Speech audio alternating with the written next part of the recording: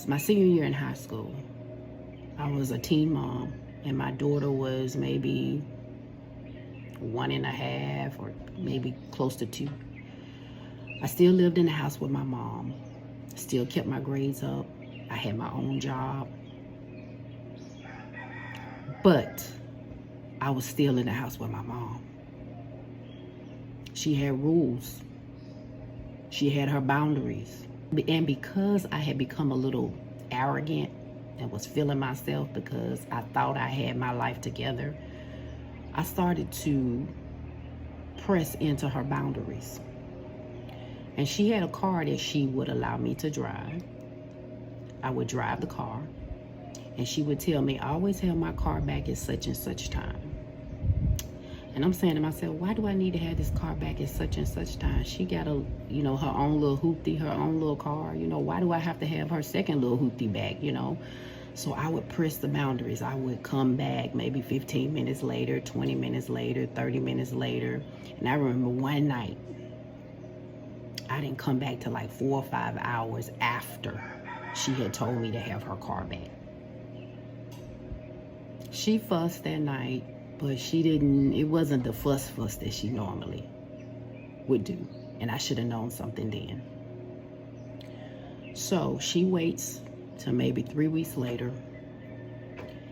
And I'm from a small town, and we had 2 major high schools in our town, and they would have a rivalry game every year. And this was the big game. I think things would shut down. Everybody in town would go to this game. So she knew this game was coming. She waited till that night, and I was getting ready, and I knew that I had pressed the boundary, so I didn't even ask for the car. I told my friend, hey, come get me and come bring me home. So she was like, okay, I got you. I'm getting ready.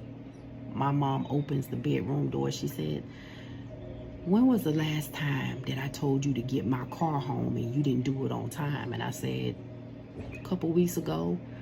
And she said, how many times have I told you that? And I said, a lot. And she said, I know. And she said, I'm tired of it. And she said, so tonight you're not going to the game. And I looked at her like, what? This is the big game. You gonna punish me tonight? She said, yes, you're not going nowhere. So you can stop getting ready. Y'all, let me tell y'all something. That was the worst pain I ever felt in my life. I'm 55 years old. That happened when I was 18. I'm still feeling that pain. I missed the big game back in the 80s. That thing hurt. But my mom had to teach me a lesson about boundaries, because I'm going to tell you, after that day, I ain't do nothing crazy with her stuff again. I made sure that I had that car there on time, wherever she wanted me to have it. See, that one situation, it humbled me. That one situation allowed me to respect my mom's boundaries. That one situation today lets me see that that my mother was looking out for my good. But I didn't see it then. It almost felt like my mom was attacking me.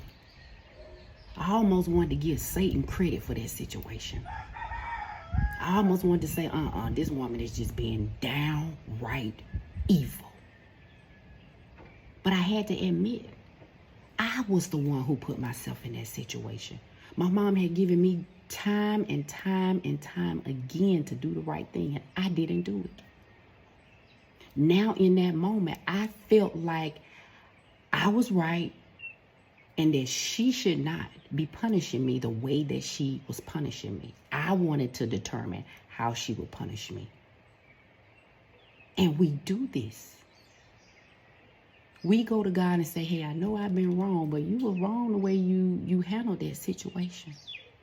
I love the way this one theologian said it. He says that sometimes the cure can almost feel worse than the disease when you're dealing with God. The way that he does things to address our sins and the things that we are doing wrong, it almost feels like he's trying to kill us. And I'm going to tell you, sometimes God will use the most painful ways to get our attention. But he means well. because he's a king and he thinks generationally. And he says, if I don't handle this in this generation, this thing is going to continue to go on and on and on. And this is the characteristic of God that you see over and over and over again in the Bible. How he handles us. But if you don't understand that in the Bible, you will think that that is spiritual warfare trying to kill you. But when it's really God saying, if you would turn from your evil ways, if you would turn from the things that you were doing and turn back to me, man, you will see what I'm doing in your life. And we have to be honest with that. We have to say to ourselves, just like the prophet Habakkuk said in Habakkuk 1, when he was upset with God. He was like, man, I asked you to handle Judah, the tribe of Judah, your own people. I asked you to handle it because they doing some crazy stuff. They doing some disrespectful stuff. But God, I didn't think you were going to handle it that way. I didn't think you were going to allow the Babylonians to come in and do worse to them. That's how you handle evil with evil? That's how you do things?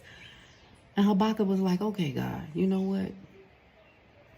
I'm going to sit here and wait for you to answer these questions for me. But there was one key thing. He says, I'm going to wait for you to answer it. And then I'm going to wait for you to correct me. See, Habakkuk knew.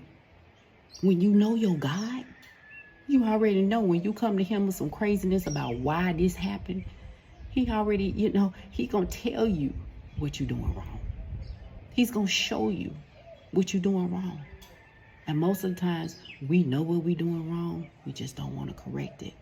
And it's sometimes easier to give Satan the credit. But sometimes we just don't know that it's not Satan behind everything that we go through. It's God in his mercy and his love trying to correct things in our families, in our communities, in our world, so that we can get back in alignment with him. Y'all be blessed. And go to God and say, show me where I'm missing it. Show me where I'm seeing things incorrectly.